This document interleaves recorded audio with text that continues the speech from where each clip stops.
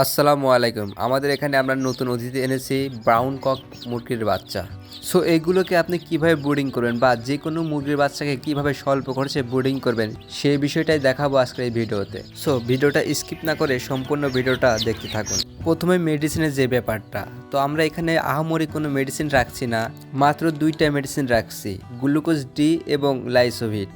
প্রথমেই গ্লুকোজটা খাওয়ালে হবে কি আপনার মুরগি সবসময় এনার্জেটিক ফিল করবে এবং স্টক করার যে ব্যাপারটা সেটাকে কমিয়ে আনবে ইত্যাদি। এরপর লাইসোভিট, তো লাইসোভিট খাওয়ালে আপনার মুরগির বাচ্চার রোগ প্রতিরোধ ক্ষমতা বৃদ্ধি পাবে, মুরগির বাচ্চার তেমন কোনো রোগ বালাই হবে না এবং মুরগির বাচ্চার ধকল বা স্ট্রেস কমাতে সাহায্য করে, মুরগির বাচ্চার স্থান পরিবর্তনের যে স্ট্রেসটা সেটা কমাতে সাহায্য করে। যাই হোক, এই সকল বিষয় আপনি প্যাকেটের গায়ে দেখতে পাবেন।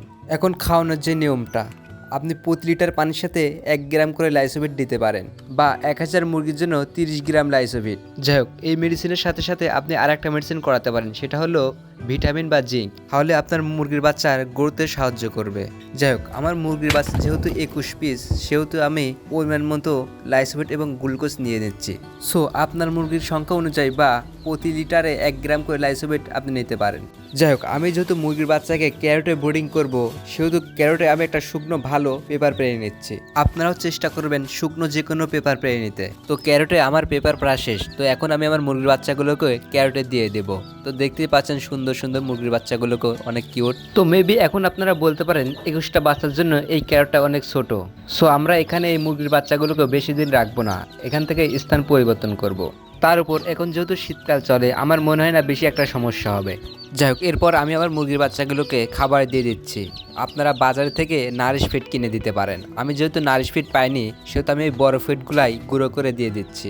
পরবর্তীতে আমি ছোট ছোট যে ফিডগুলো পাওয়া যায় সেগুলো কিনে এনে দেবো।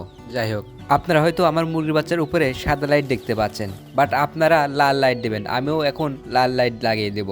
মুরগির বাচ্চার বোর্ডিংয়ের ক্ষেত্রে লাল লাইট অত্যন্ত জরুরি। দেন আমি আমার মুরগির বাচ্চাগুলোকে লাইসোভিট এবং গ্লুকোজ মিশানো পানিগুলো দিয়ে দিলাম। দেখতেই পাচ্ছেন মুরগির বাচ্চাগুলো কি সুন্দরভাবে পানিগুলো খাচ্ছে। যাই হোক, আমি এখন এখানে লাল লাইট লাগিয়ে দেবো এবং আপনাদের বোর্ডিংয়ের একটা ছবি দেবো, আপনারা স্ক্রিনশট দিয়ে রাখতে পারেন, আপনাদের অনেক উপকারে আসতে পারে। যাই হোক, আমাদের লাইট লাগানো শেষ। এর মধ্যে আমি দেখতে পাচ্ছি আমাদের একটা মুরগির বাচ্চা ঝিমাচ্ছে।